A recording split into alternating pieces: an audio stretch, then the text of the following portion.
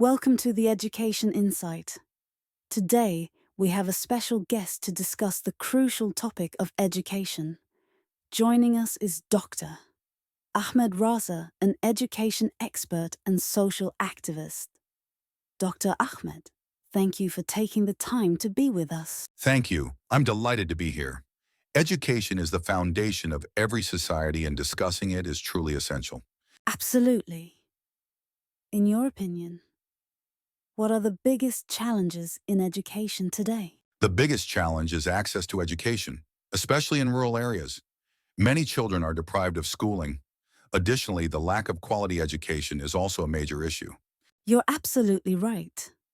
What steps do you think should be taken to address this issue? First and foremost, the government and the private sector must work together.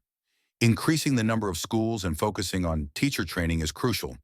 Moreover, parents should also be made aware of the importance of education for their children.